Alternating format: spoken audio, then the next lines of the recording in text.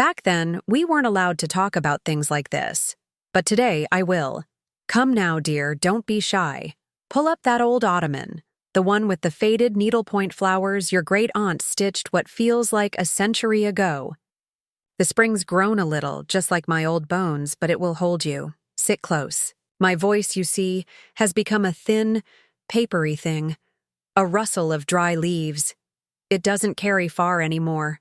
And this particular story, well, this story has been a whisper in the chambers of my own heart for so long, I fear I've forgotten how to give it proper voice. I need you to listen with more than just your ears. I need you to listen with the part of you that understands the weight of time. You look at me now, your ancient great-grandmother, a woman who has seen 105 summers bloom and fade, and I know what you see. You see a relic, a living antique nestled amongst other antiques. I don't blame you for it. From where you sit, I am likely no different from the perpetually silent grandfather clock in the hall or the sepia-toned photographs on the mantelpiece. I am a piece of history, a fragile link to a past so distant it seems like a foreign country. I have outlived my own children. I have outlived my doctors, my friends, the mailman I knew for 40 years, the great oak tree that used to stand on the north lawn. My skin is a roadmap of a journey you can scarcely imagine.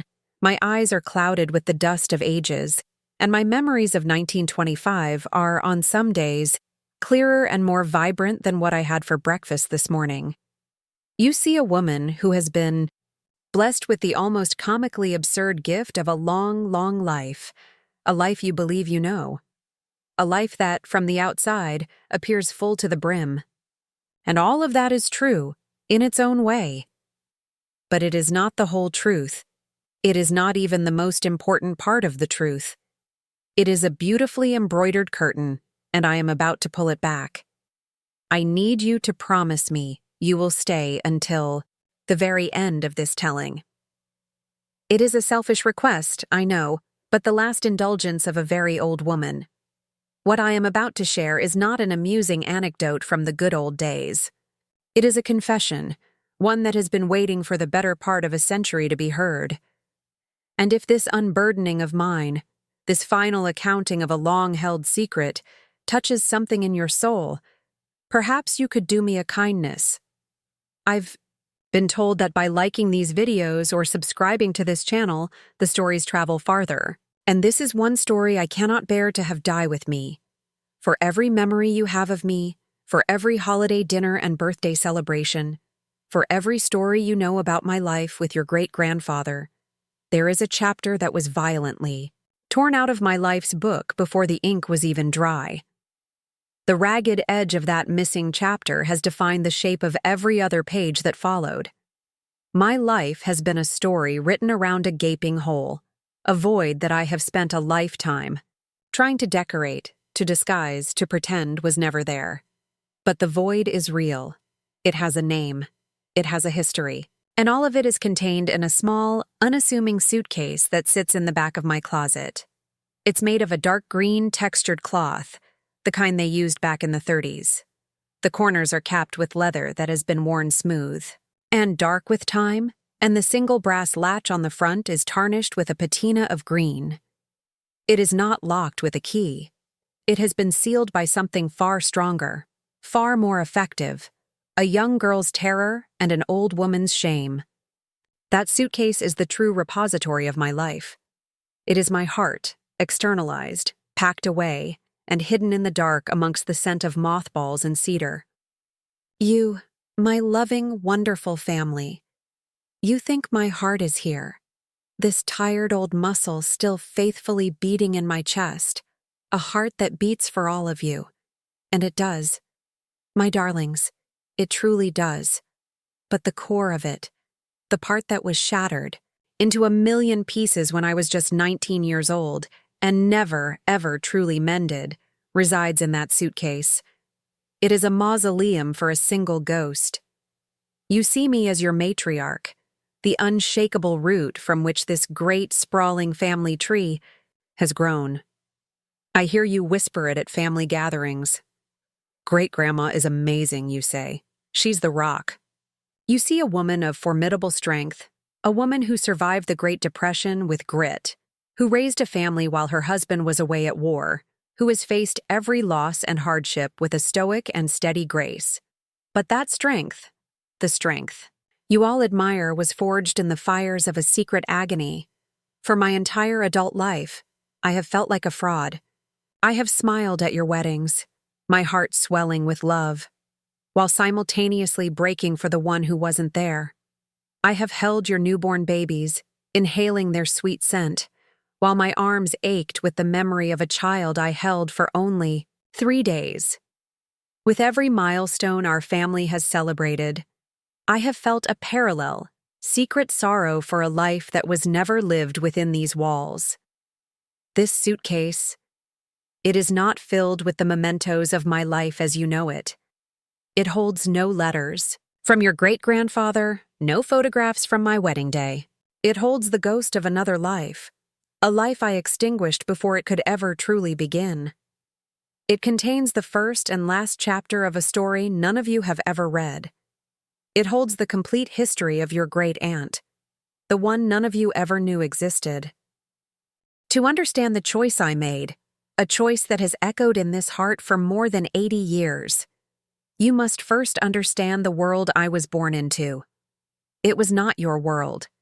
It was a place of stark lines and rigid, unforgiving rules, especially for a young woman of what was then called good family. The year was 1920. The papers were full of stories about flappers and jazz and a new modern age, but in our town, in our house, the world was still governed by the strict, suffocating etiquette of the previous century. A woman's life was a path laid out for her from birth, a path that led directly from her father's house to her husband's. Her virtue was her currency, her reputation her greatest asset. We were corseted, not just in our clothes, but in our ambitions, our conversations, our very thoughts. We were expected to be decorative, demure, and above all, obedient. A misstep was not a lesson, it was a social death sentence. An out-of-wedlock pregnancy was not a crisis to be managed. It was a cataclysm, an act of such profound shame that it would bring utter and complete ruin not just upon the woman, but upon her entire family. There were no compassionate talk shows, no supportive networks, no second chances. There was only the back door, the whispered rumor, the life of a pariah. I was 19 years old, and I was a good daughter. I played the piano passably. I excelled at needlepoint, and I understood that my primary purpose was to make a respectable match that would be advantageous to our family's standing. I did not question this. It was simply the way of things. And then I met Thomas. He was so unlike anyone I had ever known. He was not a suitor my parents would have ever entertained. He was a carpenter who had come to our house to repair the library shelves, a man who smelled of sawdust and fresh air, not pomade and cigars. He had calluses on his hands, a smile that was a little crooked, and eyes that saw the world with a clarity and a passion that stunned me. He wasn't educated in the classical sense, but he had a poet's soul. He spoke of the beauty in the grain, of a piece of oak, of the dignity of hard work, of dreams that had nothing to do with stock prices or land holdings. Our meetings were stolen, secret things, breathless conversations by the old stone bridge that crosses the creek at the edge of our property. With him, for the first time in my life, I felt like a person, not a project. He saw me, Beatrice, not the daughter of a prominent family. It was a brief, impossible, and achingly beautiful love. A stolen season of pure, unadulterated happiness in a life that had been, until then, entirely scripted. We both knew it couldn't last. The chasm between our worlds was too vast. And then, it was over. He had taken a job working on a new municipal building in the city.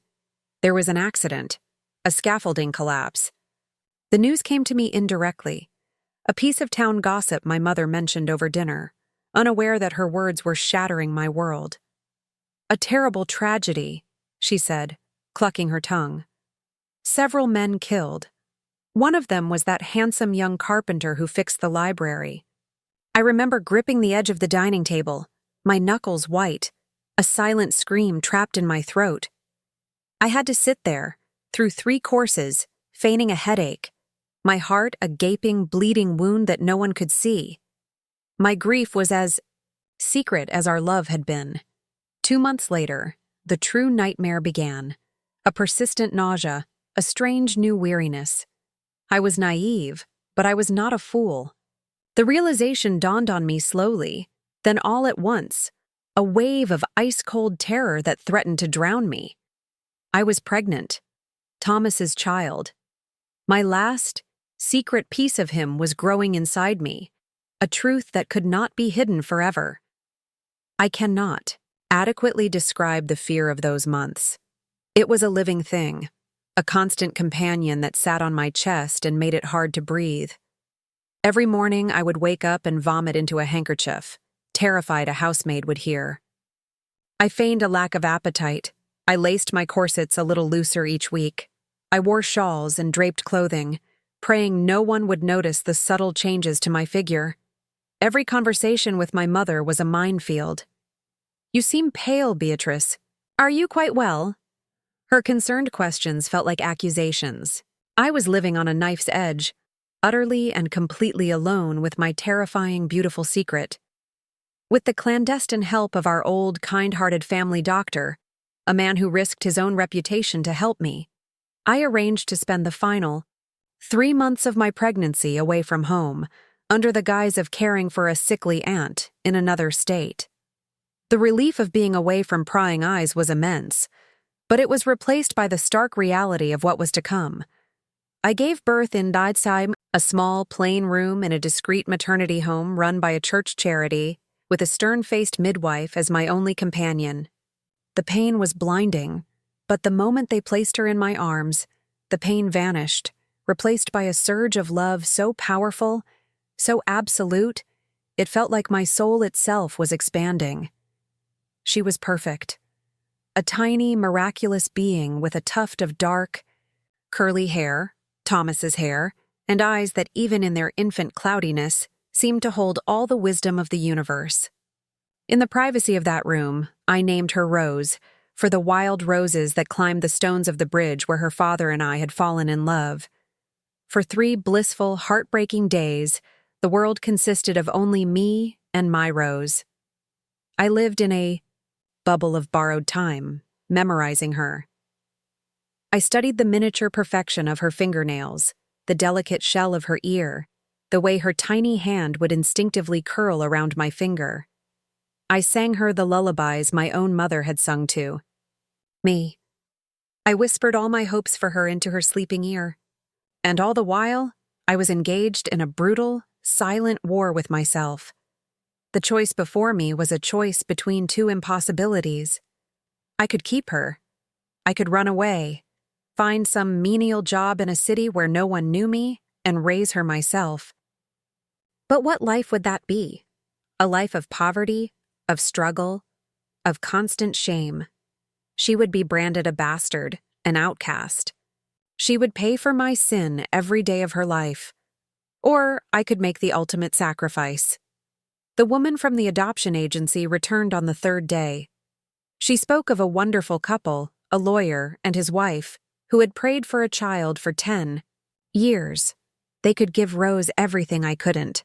A loving home with 2 parents, financial security, a respectable name, a future without the stain of my disgrace. "If you truly love your child," the woman said, her voice devoid of emotion, "you will give her the life she deserves, not the one you are trapped in." Her words were a clinical, brutal distillation of my own agonizing thoughts. To prove my love for my daughter, I had to abandon her. It was the cruelest paradox. A mother's love turned into an instrument of separation.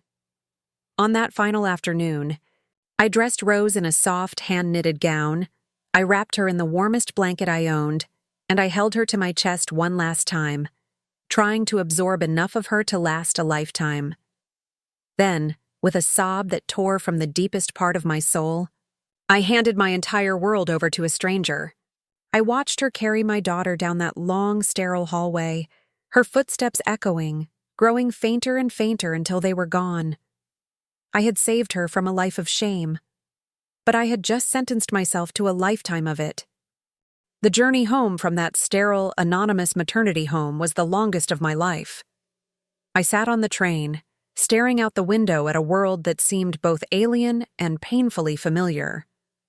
The trees, the fields, the towns we passed through, they were all the same as they had been a few months prior, yet I was irrevocably changed. I felt hollowed out, a walking shell. I had left the heaviest part of my soul behind in that small, quiet room. Upon my return, I was forced to perform the role of a dutiful daughter who had returned from caring for a sick relative. I had to invent stories of my fictional aunt's recovery. I had to smile. I had to pretend that the haunted, distant look in my eyes was merely fatigue from my travels. The effort was monumental. It took every ounce of my will to put on this mask each morning and not let it slip. Every conversation was a potential minefield, every knowing glance from my mother a perceived accusation.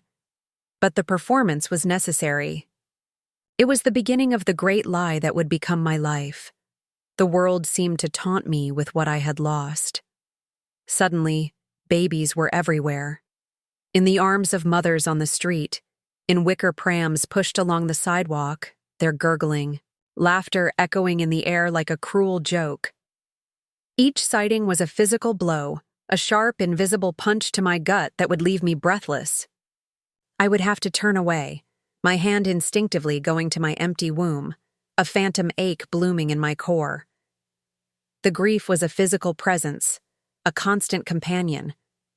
At night, I would lie awake in my bed, my arms aching with emptiness, my ears straining for a cry that would never come.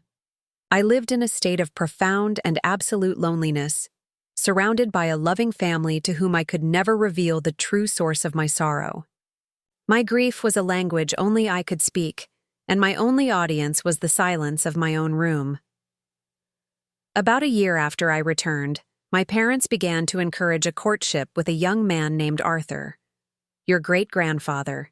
He was the son of a family friend, a man of good standing, with a kind face and a steady, predictable nature. He was everything Thomas was not. There were no stolen moments by a moonlit bridge, no passionate discussions about poetry and dreams. Arthur spoke of business, of politics, of the weather. He was a harbor, safe, respectable, and calm. And I, a ship battered and broken by a storm, drifted towards him out of sheer exhaustion. When he asked for my hand in marriage, I felt a fresh wave of panic and guilt. How could I accept? How could I stand before God and vow to be his wife, knowing that a piece of my heart, a living, breathing piece, was missing? How could I build a new family on a foundation of such a monumental lie? But what was the alternative? A life as a spinster, living in my parents' house, forever haunted. By what I had done? I accepted his proposal, not with a swelling of joy, but with a sense of grim resignation. It was the next logical step in the performance of a normal life. On my wedding day, as I stood at the altar in a white dress that felt like a costume, I looked into Arthur's trusting eyes and felt like the most despicable creature on earth. As I repeated my vows to him, a second set of silent vows were being made in my heart. Vows to my lost Rose, promising her that she would never, ever be forgotten. The birth of your grandfather, 2 years later, was a moment of pure, unadulterated joy, immediately followed by the most profound sorrow I had ever known. To hold a child of my own in my arms again, to feel that incredible, fierce, maternal love, it was a miracle. I adored him instantly. But as I looked down at his tiny, perfect face, my heart broke anew, because his presence only made Rose's absence more acute. He was a constant, living reminder of the daughter I had given away.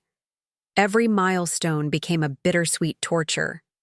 When he took his first wobbly steps across the living room floor, I clapped with delight, but my mind was screaming, "Did Rose walk?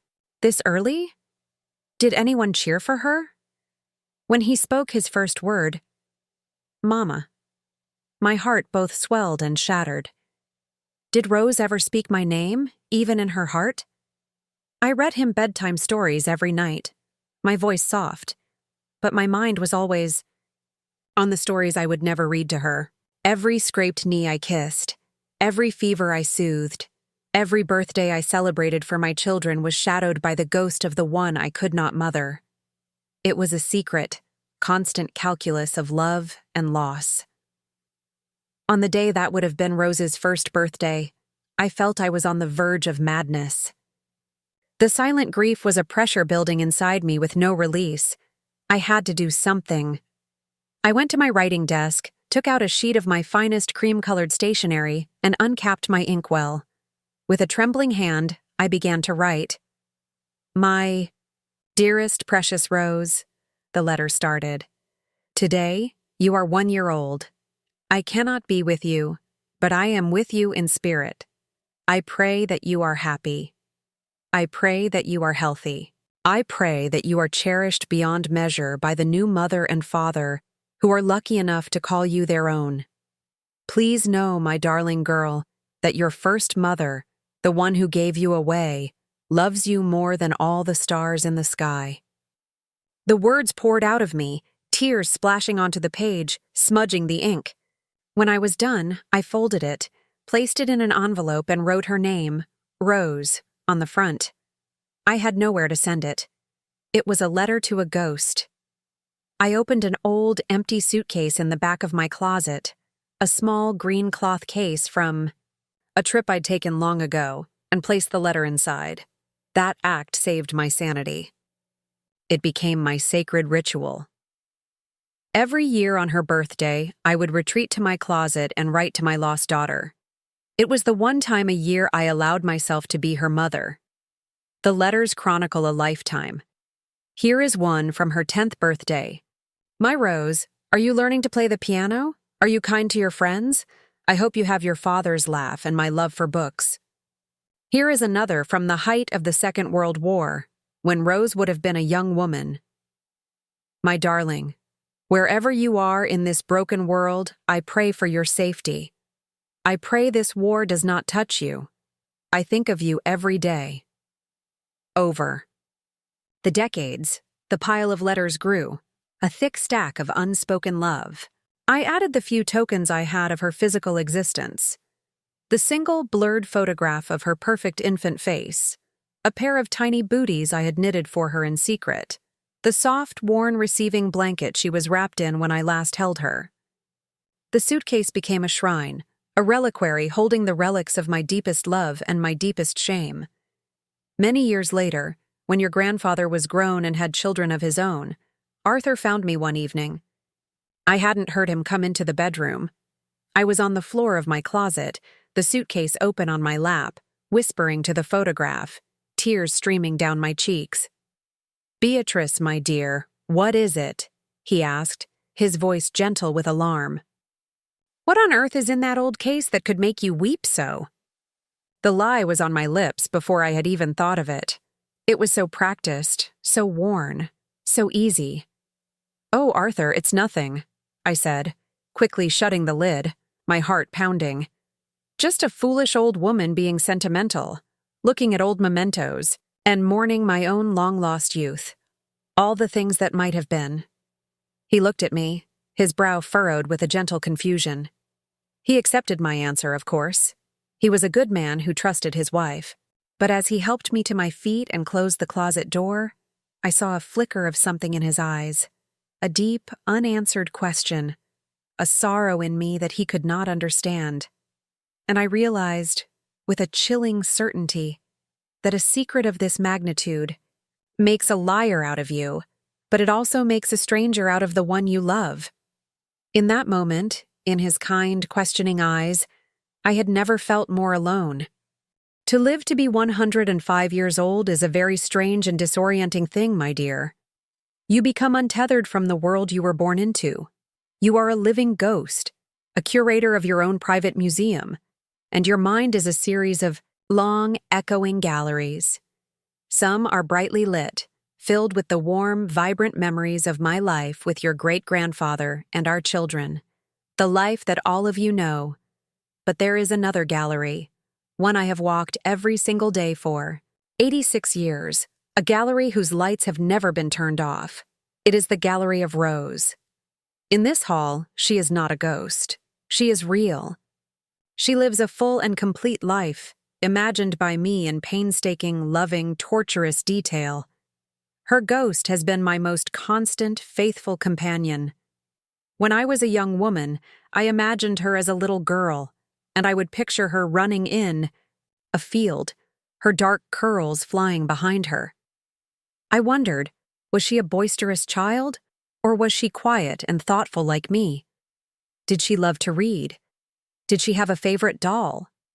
I would sit at the dinner table, listening to my own children's chatter, and in my mind, I would set a place for her, imagining the stories she might tell about her day at school. As I grew older, she grew with me. In my mind's eye, I saw her as a teenager, and I would ache with a mother's anxiety. Did she have good friends? Was she happy? Did some young man treat her with the tenderness and respect her father, Thomas, would have insisted upon? I attended my own daughter's wedding, my heart swelling with a bittersweet pride. And all the while, I was picturing Rose as a bride, walking down an aisle I would never see, toward a man I would never meet. I have imagined her as a mother, herself. The thought that I may have other grandchildren in this world, people who share my blood but will never know my name, is a particular kind of beautiful agony. I have imagined her entire life, a rich tapestry woven from nothing but my own desperate longing. I have given her a full and happy life in my mind, because it was the only life I could give her. So many times, over the long decades, people have asked me the secret to a long life. I tell them clean living, a good sense of humor. But I believe. My secret is this. I have been living for 2. Why then, you must be asking, did I never try to find her? Why did I not use the resources I had in my later years to try and make that imagined life a real one? It is a fair question, and the answer is not simple. In the early years, it was, of course, impossible. The world was not as it is now. Adoptions were sealed with the finality of a tomb. Records were buried or destroyed. The system was designed to enforce a permanent and complete separation, to protect the good name of the adoptive family and to erase the shame of the birth mother. To even inquire would have been a scandalous act. But later, as the world opened up, as records became unsealed and searching became possible, my reasons became my own. They became a cage of fear that I built around my own heart. My primary fear, the one that always stopped me cold, was for her. What if she had lived a happy life? What if her adoptive parents were the only mother and father she had ever known and loved? What if she had no idea she was adopted? My appearance in her life, a strange, ancient woman claiming to be her mother, would be a seismic shock, a wrecking ball to the very foundation of her identity. How could I risk her peace, her happiness, just to soothe the aching of my own soul? It felt like the ultimate act of selfishness. And what if she knew she was adopted, and rightly hated me for what I had done? I could imagine the reunion in my dreams, a tearful, loving embrace. But I could just as easily imagine a different scene. A door slammed in my face, her eyes filled with a righteous anger and condemnation that I knew I deserved. The possibility of that final, ultimate rejection was more than my old heart could bear. And finally, there was the fear of what it would do to all of you, to your great-grandfather, when he was alive, and to my children. My life with them was built on the premise that I was the woman they knew. To confess my secret would be to admit that their mother, their grandmother, was a stranger, a liar who had hidden her true heart from them for their entire lives. I feared their judgment, yes, but more than that, I feared their pity. I could not bear to see the love and respect in their eyes change into something else. And so I remained silent, caught in an impossible trap. My love for Rose was so great that I gave her away to save her, and my love for her was so great that I stayed away to protect her. It is the central, most painful irony of my life. In this suitcase, there is one last letter. I wrote it on my 100th birthday, a letter from a centenarian to her 80-year-old child. My hand shook too much to write it myself, so I dictated it to a kind nurse, and her neat young script feels alien to me, but the words are mine. It is the last one I will ever write. My dearest, oldest Rose, it says. Today I am 100 years old, a full century, and I am writing to you, my daughter, who is now an old woman of 80 yourself. The thought is almost too much to comprehend. Time is a cruel and baffling thing. I have lived so long, and yet the 3 days I held you in my arms remain the most real and vital moments of my entire existence. I hope your life has been full. I hope it has been rich with joy and laughter, with love and purpose. I hope you have been cherished every day. As I come to the end of my own journey, I am consumed not by a fear of death, but by a single profound regret. That I was not stronger, that the world was not kinder, that I could not find a way to keep you. It was a choice made out of a desperate, terrified love, a choice I have second-guessed every single day since. I do not write this to ask for your forgiveness. I know I have no right to it. I write this simply to bear witness. To say to the universe, to God, to anyone who will listen, I had a daughter named Rose, and I loved her more than life itself. Please know, wherever you are, that you were never forgotten. You were and are my firstborn, my secret heart, my beautiful Rose. I am telling you this now, my dear, because I am so very tired of carrying this secret alone. My time is nearly done. I do not want the memory of Rose to turn to dust when I do. I want someone in this family to know her, to acknowledge her existence, so she is not lost to time forever. I am not asking for your absolution. I am asking you to be the keeper of her memory when I am gone. I want you to know that this family's history is more complex, more painful, and more human than you ever knew. The contents of this suitcase are my confession. They are the only proof that she and the young mother who loved her more than anything were ever real. Now you know. You know the secret that has defined and haunted every one of my 105 years. The impossible choice I made as a terrified 19-year-old girl in a world that gave me no others. So I ask you, could you have made the same choice, in my shoes, in my time? And if you had, could you have carried that secret for so long, in such a profound and lonely silence? Tell me what you think. I've lived with my own judgment for a lifetime. For the first time, I think I would like to hear someone else's.